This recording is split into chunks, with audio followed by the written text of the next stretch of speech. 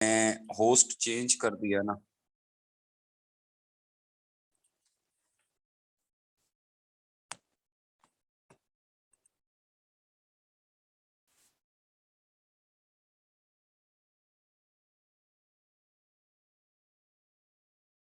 अब यहां से हो नहीं सकता नबील, अब मोबाइल से मैंने ना होस्ट को चेंज कर दिया है ना, दैट्स वाई अभी आपको अलाउ नहीं कर सकता मैं। पहले बताते ना, शुरू में मैं कर देता। अच्छा जी,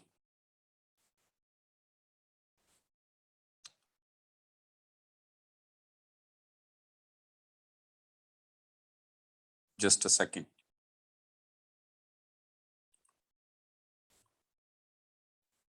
मैं स्क्रीन शेयर करनी है जरा, बस मैं अभी करता हूँ।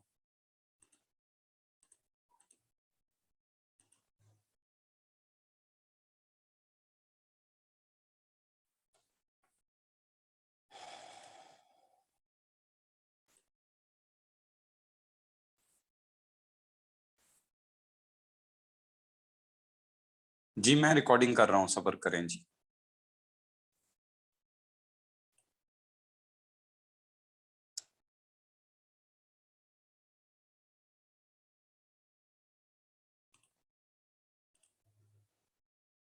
Just a minute.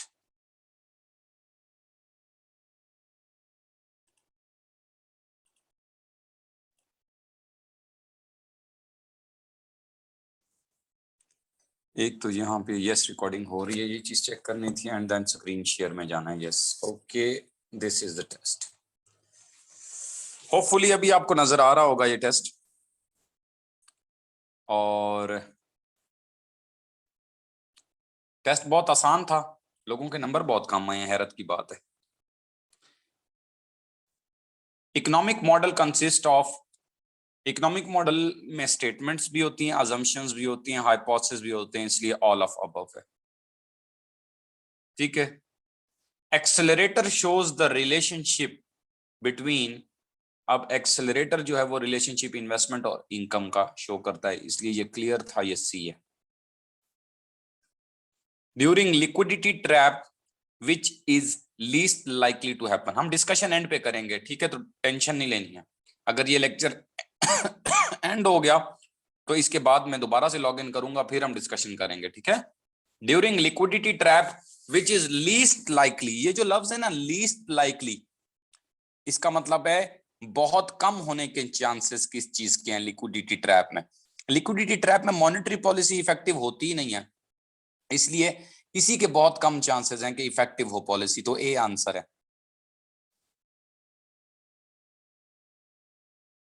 अब सी जो है ना, बहुत सारे बच्चों ने हो सकता है किया हो, people will hold all cash, वो तो हो रहा है कि भाई लिक्विडिटी ट्रैप की सिचुएशन में लोग ये करेंगे, सी, तो लोग इसकी तरफ चले गए होंगे, मिस्टेक हुई होगी।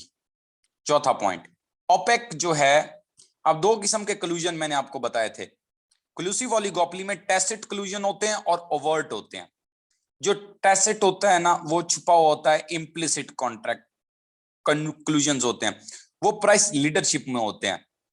ओपेक में ओपनली हम करते हैं, वो ओवर्ट कलूजन होते हैं, इसलिए सी आंसर है। और पांचवें का इसी तरीके से हमारे पास टैसिट कलूजन हैं, और ये आंसर सी है पांचवें का भी। छठे का, which measure of risk is better, मैं चैट को इधर से मोबाइल से ओपन कर लेता हूं ताकि मुझे पता चलता रहे कोई मसला हो तो। ठीक है जी।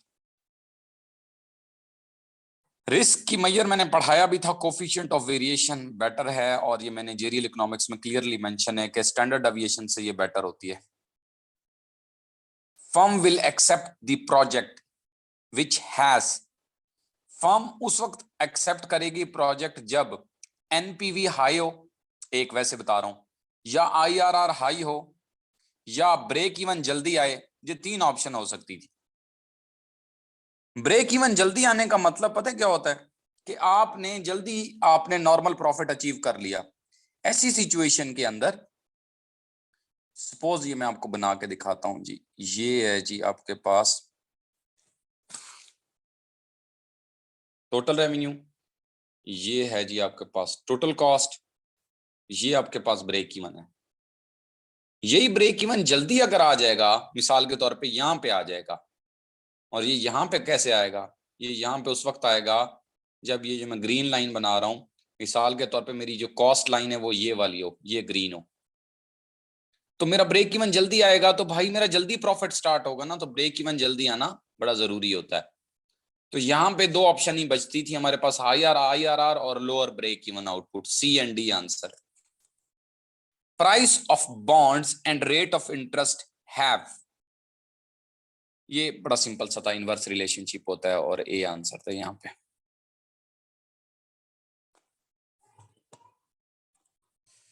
If investment is highly sensitive to change in rate of interest, तो ऐसी सिचुएशन में क्या होगा? तो बड़ी सिंपल सी बात है, आपने ना फ्लैटर आईएस बनाना था। क्या बनाना था जी? फ्लैटर आईएस बनाना था। अब फ्लैटर आईएस जब आप बना लेते तो उसके बाद आपको खुद ब खुद ही सारी स्टोरी समझ आ जानी थी कि आगे क्या होना है।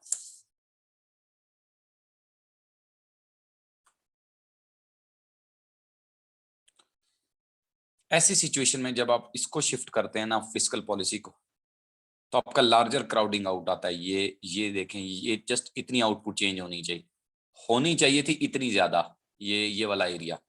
लेकिन क्या हुआ कि फिस्कल पॉलिसी इनइफेक्टिव होती है इस सिचुएशन में, और मॉनेटरी इफेक्टिव होती है। ये बड़ी बेसिक सी बात है, और कई दफा मेरे लेक्चर्स में आप पढ़ चुके हैं। यहाँ मॉनेटरी पॉलिसी इफेक्टिव थी। 10वां, treasury bills short term debt जो है ना, वो होता है इंस्ट्रूमेंट, तो गवर्नमेंट की शॉर्ट टर्म नीड्स को पूरा करने के लिए होता है। इनडायरेक्ट और इनवर्स रिलेशनशिप, इनवर्स तो हो गया ना नेगेटिव रिलेशनशिप, इनडायरेक्ट का मतलब ये होता है कि पहले जनाब किसी और वेरिएबल को अफेक्ट करे और वो वेरिएबल आपको आके अफेक्ट करे, तो इसे कहते हैं इनडायरेक्ट इफेक्ट। ठीक है जी।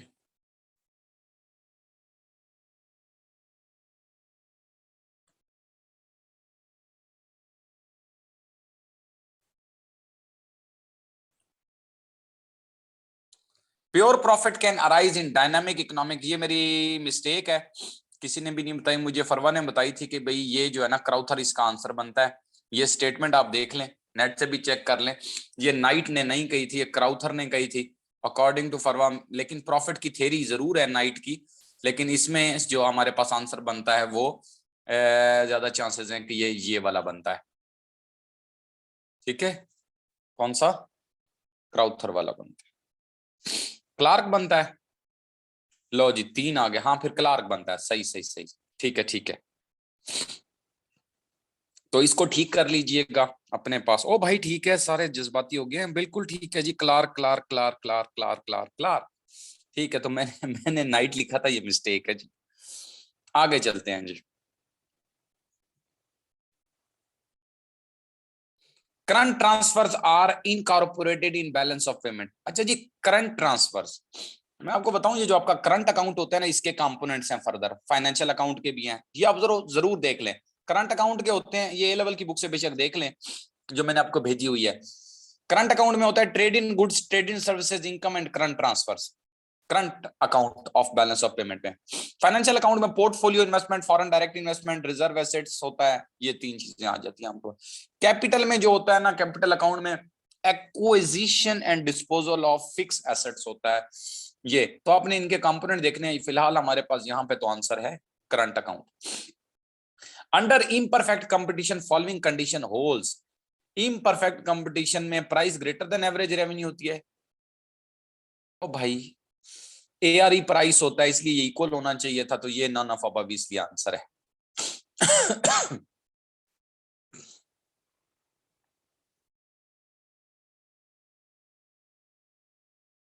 Next, cost curve that is average total cost, ये हर जगह एक जैसा ही होता है, यू शेप्ड का होता है, तो सी आंसर है। अमाइज राइजिंग ग्रोथ, ये बहुत सारों का गलत हुआ होगा क्योंकि मैंने यहां बात घुमा के लिखी थी, growing country worse off with expansionary policies, नहीं ऐसा कुछ भी नहीं होता, ग्रोइंग कंट्री में वर्स ऑफ विद ग्रोथ। ठीक है, तो वो ग्रोथ कौन सी थी कि आपकी आउटपुट ज्यादा प्रोड्यूस हो गई, उसकी वजह से टर्म ऑफ ट्रेड फॉल कर गया। Gains from trade, growth leads to improvement in BOP, नहीं, नन ऑफ अबव इसका आंसर है। Amidst rising growth Jagdish Bhagwati ने पेश की, तो उसकी डेफिनेशन आप जाके पढ़ लें एक दफा। इस सिचुएशन में इस सिचुएशन में आपने डिवाइड रूल अप्लाई करना था, तो आपके पास कंट्री ए का कंपैरेटिव एडवांटेज निकल आता जो कि 6 डिवाइडेड बाय 2 3 है। तो कंपैरेटिव एडवांटेज जो कंट्री ए का था वो वाई में था। अंडरस्टूड है कि एक्स के अंदर जो है ना वो कंट्री बी का होगा, तो ये आपके पास डी आंसर है। Closed economy is better describe Closed economy is better described by all of above. Domestic consumption, domestic production equal हो तो उसे अटार्की कहते हैं, और नो ट्रेड भी यही होती है, all of above. Free trade क्या होती है जी? Free trade leads to complete specialisation only in classical, तो यहां मैंने क्लासिकल नहीं लिखा था। फैक्टर प्राइस इक्वलाइजेशन, ये ज्यादातर आंसर यही बनता है, क्योंकि अब कंप्लीट स्पेशलाइजेशन वाली सिचुएशन नहीं बन सकती यहाँ पे, क्योंकि यहाँ पे आपके पास मेंशन नहीं है। तो free trade leads to factor price equalisation ही बचता है आपके पास। Optimal level of firms output would be, किसने कहा कि भाई एवरेज कॉस्ट जब लोएस्ट के ऊपर होती है, मिनिमम पे होती है? तो बी आंसर एवं किया होगा बहुत सारे बच्चों ने।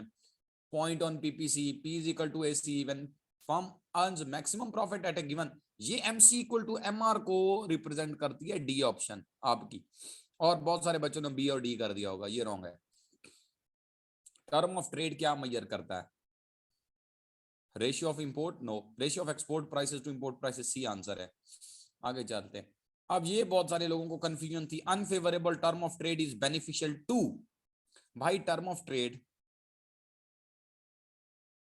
शिराज खान कौन से क्वेश्चन का आप कह रहे हैं व्हाई नॉट बी? बी इसलिए नहीं कि भाई किसने कहा कि एवरेज कॉस्ट के लोएस्ट पॉइंट पे प्रोड्यूस करती है फर्म? कभी जरा बनाए ना जरा कोई मार्केट स्ट्रक्चर में एवरेज कॉस्ट के लोएस्ट पॉइंट पे किसने कहा कि वो कोई प्रोड्यूस कर रहा होता है? MC curve cuts the AC from the lowest point, but that is not the output level के वहीं पे प्रोड्यूस कर रहे होते हैं। एक दफा बना के देखिएगा, आपका एसी का लोएस्ट पॉइंट अगर मैं मान भी लूं तो वो सिर्फ किस कंडीशन में आता था? परफेक्ट कंडीशन के, जब नॉर्मल प्रॉफिट हो रहा होता था। बाकियों को तो छोड़ें, ठीक है जी। आगे चलते हैं जी। टर्म ऑफ ट्रेड मैं बता रहा था अनफेवरेबल। अब ये मैंने इसलिए कहा था कि ए लेवल की बुक पढ़ें, उसमें टर्म ऑफ ट्रेड का टोटल आधे पेज का लिखा हुआ है और बड़ी मजे की बातें बताई हैं उसने कि अनफेवरेबल टर्म ऑफ ट्रेड का बिल्कुल ये मतलब नहीं है कि आपकी जो है ना आपको बैलेंस ऑफ पेमेंट में डेफिसिट हो रहा है। अनफेवरेबल टर्म ऑफ ट्रेड का मतलब है प्राइसेस ऑफ एक्सपोर्ट कम है और इंपोर्ट की प्राइसेस हैं ज्यादा, इसकी वजह से आपका बैलेंस ऑफ पेमेंट जो है वो इंप्रूव होगा। लेकिन कुछ बच्चों को जो है ना ए और बी देने का बहुत शौक था कि डेप्रिसिएशन ऑफ करेंसी होती है और फिर बीओपी इंप्रूव होता है। भाई आपका टर्म ऑफ ट्रेड अनफेवरेबल क्यों हुआ? डेप्रिसिएशन की वजह से ही हुआ ना।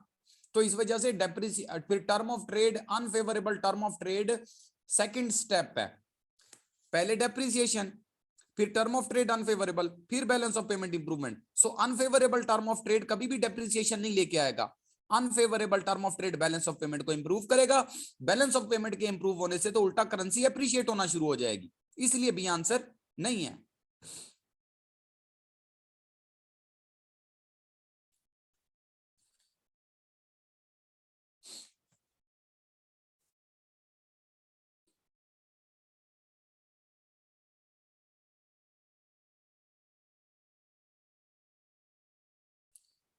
अभी ये जो ऑप्टिमम लेवल की बात कर रहे हैं ना, अच्छा मैं अभी बताता हूँ ऑप्टिमम लेवल। भाई मेरी बात सुने, मार्केट स्ट्रक्चर बनाएं जो भी है, उसमें मुझे ये बताएं कौन सी फर्म ऐसी है जो कि लोएस्ट पॉइंट ऑफ एसी पे प्रोड्यूस कर रही होती है?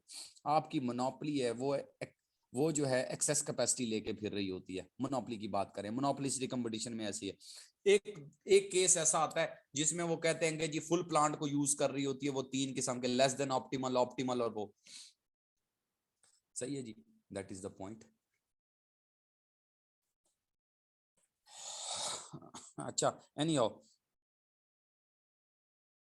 अच्छा अभी क्वेश्चन की तरफ दोबारा आते हैं। मैंने कहा अनफेवरेबल टर्म ऑफ ट्रेड का सिर्फ मतलब ये है कि आपकी चीजें सस्ती हैं और बाहर वालों की महंगी है, ये बात है। आपकी चीजें क्यों सस्ती हैं ये नहीं पता अभी हमें, इस या सस्ती हो गई हैं, अनफेवरेबल टर्म ऑफ ट्रेड हो गया। इससे ये होगा कि आपकी एक्सपोर्ट बढ़ेंगी और इंपोर्ट कम होंगी और आपका बैलेंस ऑफ पेमेंट इंप्रूव हो जाएगा। That is why clear cut a answer है।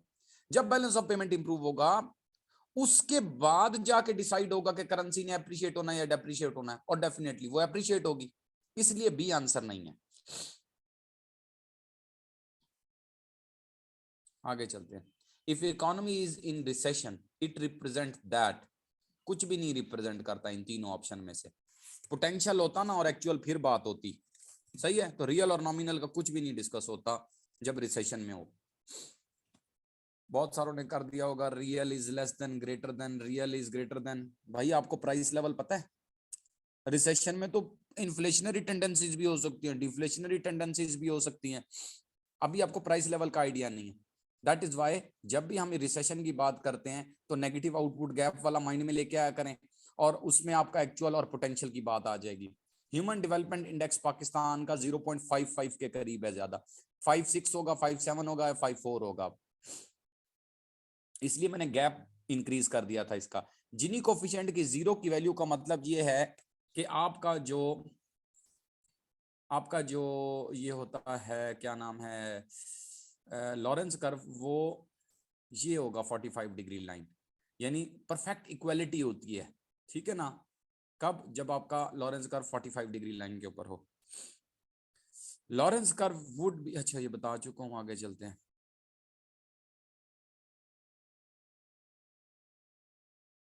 LM curve will shift to right if, LM curve rightward shift होता था मनी सप्लाई के इंक्रीज होने से या मनी डिमांड के फॉल होने से, इस वजह से आपका आंसर बी है। मनी सप्लाई का राइज कहीं है नहीं, तो बी आंसर है, जो कि रिप्रेजेंट कर रहा है कि लिक्विडिटी प्रेफरेंस डिक्रीज करना मतलब है money demand fall. If preferences are transitive, transitive transitivity का मतलब ये होता है is greater than B and B is greater than C and so on, वही वाली बात, यानी कि more is prefer to less, ये ट्रांजिटिविटी है।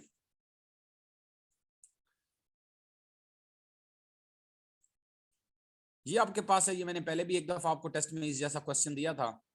27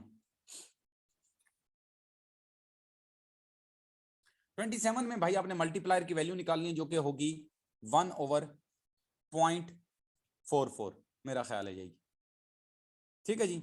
1/1 माइनस एमपीसी करेंगे, एमपीसी आपके पास है 0.56, जो आंसर आएगा उसको मल्टीप्लाई कर देंगे आप 1000 के साथ, तो 2272 आपके पास आंसर आएगा, क्योंकि आपका जो मल्टीप्लायर की वैल्यू है 2.27 है।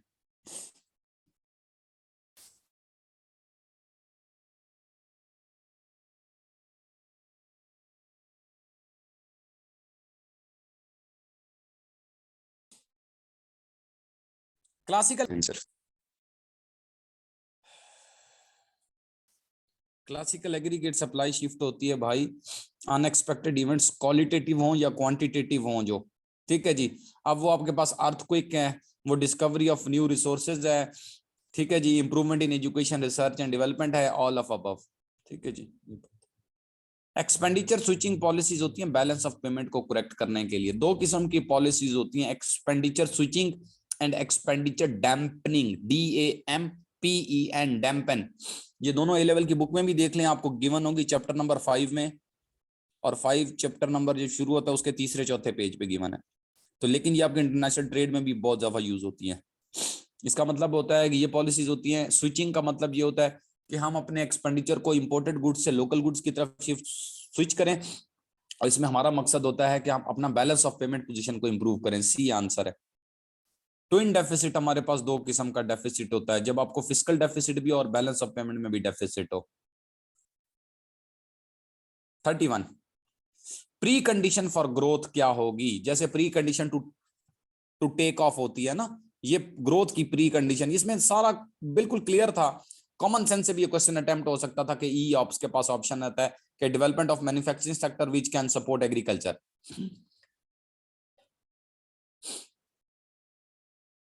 Income greater than consumption, creation of surplus, discovery and exploration of internal economies, ताल्लुक ही नहीं है ग्रोथ के साथ, फ्री एंटरप्राइज इकोनॉमिक प्रिंसिपल। आगे चलते हैं जी। In the period of deflation, in the period of deflation the real rate of interest received by lender increase होता है, लेंडर को बेनिफिट होता है डिफ्लेशन के अंदर, राइज, सी आंसर है। If the national capital output ratio is increasing, capital output ratio increase करने का मतलब ये होता है कि भाई आप 3 कैपिटल यूज कर रहे हैं और आउटपुट प्रोड्यूस हो रही है मिसाल के तौर पे 10।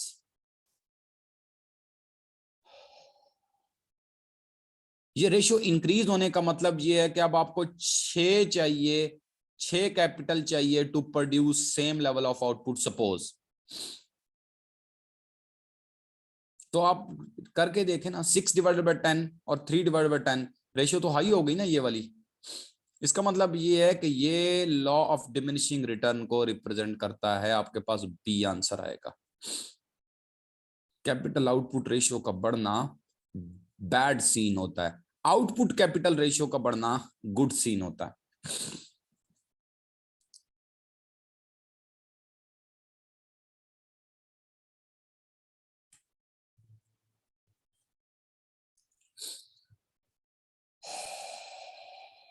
Next, monopolist will not produce when monopolist P greater than MC पे प्रोड्यूस करता है, MC इज राइजिंग पे भी करता है, AC इज फॉलिंग पे भी करता है।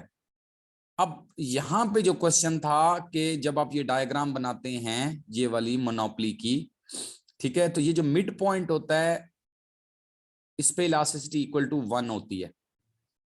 अब जब आप बनाते हैं ना ये MR, तो आप जब MC को कट कराते हैं यूं, तो ये सिचुएशन बनती है कि आप मिड पॉइंट से आपका आंसर ऊपर आ रहा होता है। तो वो ये जो सिचुएशन है ये इनइलास्टिक पार्ट है, inelastic part of the demand curve. मुझे पूरा लिखना चाहिए था, ठीक है जी। तो inelastic part of the demand curve पे नहीं प्रोड्यूस करता, इलास्टिक पार्ट पे करता है।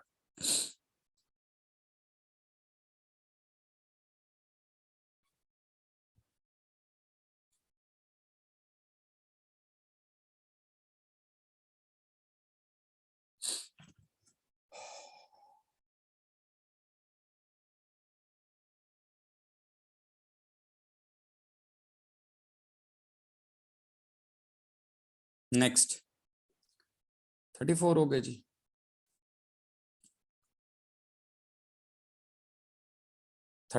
इन the absence of cyclical unemployment, unemployment है जी मेजर 3 आपके पास, साइक्लिकल अनएम्प्लॉयमेंट नहीं है तो फिर नेचुरल अनएम्प्लॉयमेंट है ना आपके पास।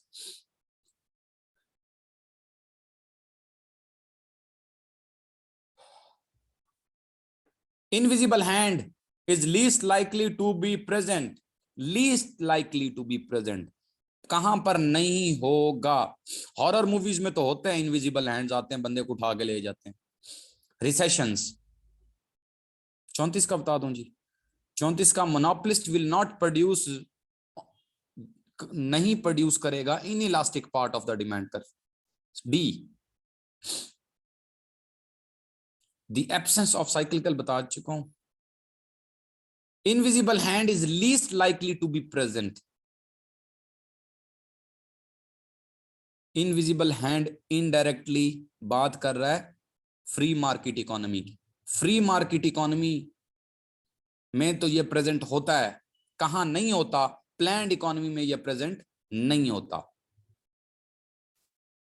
तो प्लान्ड इकोनॉमी आंसर है। Fix exchange rate can be maintain by, ये 2 बातें मैंने आपको लेक्चर में पढ़ाई थी कि एक्सचेंज रेट से और फॉरेन रिजर्व्स अपने पास रखने से अपने एक्सचेंज रेट को आप टेम्परेरीली फिक्स रख सकते हैं।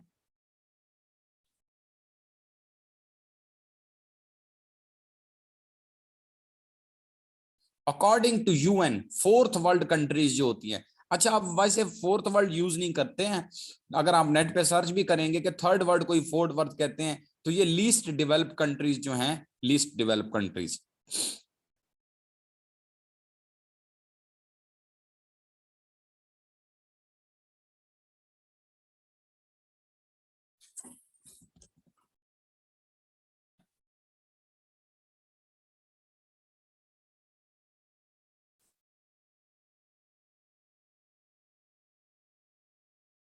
तो आपके पास आंसर अच्छा 37 का, अगर अभी भी कंफ्यूजन है तो 2 आंसर है ना, बी और सी दोनों आंसर है, डी इसलिए आंसर है। लीस्ट डेवलप बता चुका हूं, आगे चलते हैं। If the labour to capital ratio is high for country A, it will least likely to ये अकॉर्डिंग टू एचओ मैंने इसलिए ब्रैकेट में लिखा था कि आपको माइंड में आ जाए।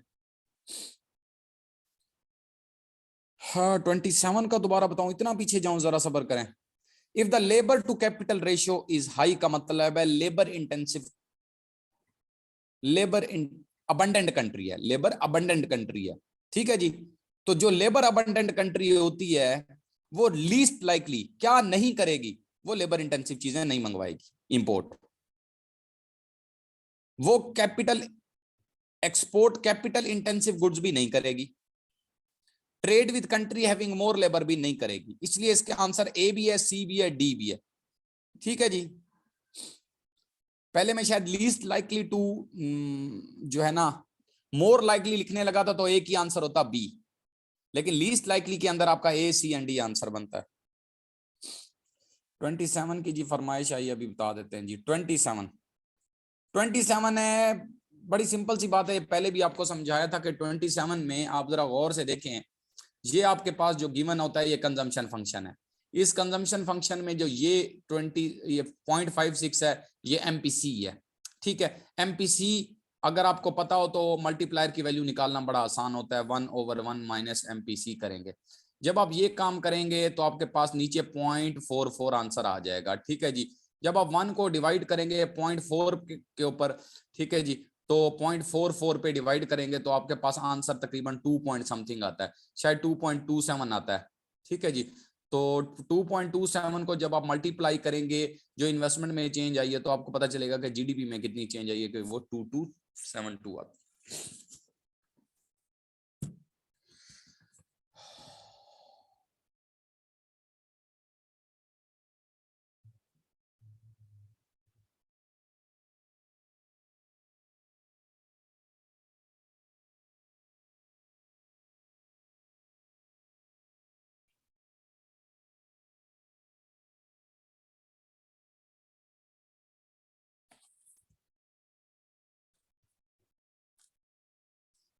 ये क्या हो गया है भाई, please move this window away from the shared application.